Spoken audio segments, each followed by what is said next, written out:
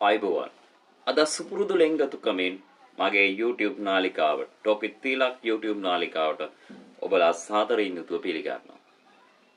අද කතා කරන්නේ බස් ගැමුණු ගැන.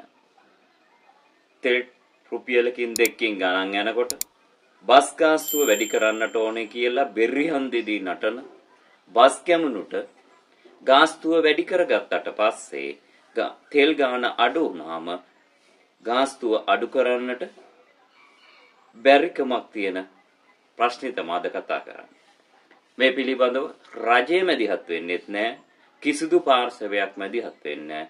මගින් කොච්චර කෑ ගැහුවත් වැඩක් නැහැ. අනිවාර්යයෙන්ම මගින්ට වෙන්නේ ඔවුන් කියන ගානේ තුල රටේ බස් රටේ නැගලා ගමන් කරන්න. කොරෝනා අවධියේදී බස් වල යන මගින් සීමා කරමින් ආසන ගානට බස් ගෙනියනවා නම් මිලේ වෙනසක් කරා ඊට පස්සේ ඊට එහා ගෙනියනවා නම් තව මිල අඩු කරා. නමුත් ඒ ක්‍රමේ වැඩි කරපු මුදල තාමත් ඒ විදිහට අඩු වුණේ නැහැ.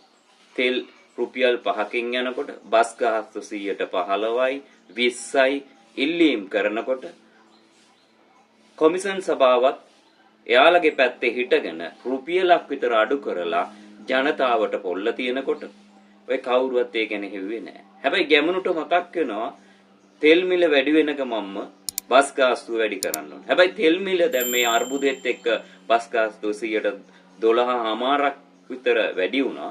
ඒ වැඩි වුණු මේ බස් ගාස්තුව තෙල් මිල ආපහු යථා තත්ත්වයටපත් වුණාම ගැමුණුට අමතක වෙනවා ආපහු බස් ගාස්තුව තිබ්බ මට්ටමට ගේන්න ඕන කියලා ඉල්ලීමක් කරන්න.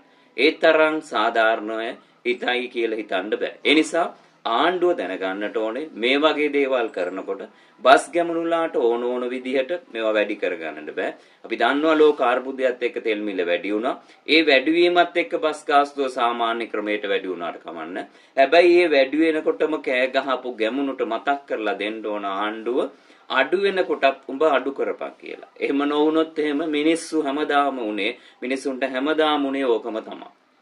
තෙල් වලිමුත් දැන් ගන්න ගානත් එක්ක විවිධ කතා තියෙනවා. ඉතින් ඒ නිසා මොන ආණ්ඩුව පත් කරගත්තත් ආණ්ඩුව තිබ්බට වැඩක් නැහැ. ඒව නිකන් පාණ්ඩු වගේ නම් මිනිස්සු තම තමන්ට ඕන දේවල් මුදලාලිලා තම තමන්ට ඕන දේවල් කරાવી. ඉතින් ඒවට මැදිහත් වෙන්න තමයි කොන්දක් කෙලින් තියෙන ආණ්ඩුවක් පත් කරගත්තේ. නිසා ගැමුණුලාට වේවා කාට හරින් ඒවා හිතුමනාපෙට ගාස්තු වැඩි කරන්නටවත් ඒ සියල්ල සිද්ධ කරන්නට එපා. තෙල් මිල අඩු වුණ ගමම්ම මේ ගාස්තු සංශෝධනයත් අනිවාර්යයෙන්ම වැඩි කල් දෙන්න නැතුවම එන්නට ඕනේ. වැඩි වුණු මිලට හා සමානම අඩුවීමකුත් වෙන්න ඕනේ.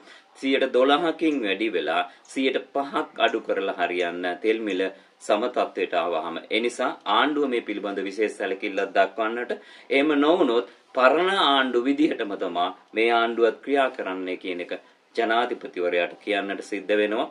ජනතාවගේ අප්‍රසාදය එහෙම වුණොත් තව දුරටත් වැඩි වෙනවා මේ යන ක්‍රමෙත් එක්ක.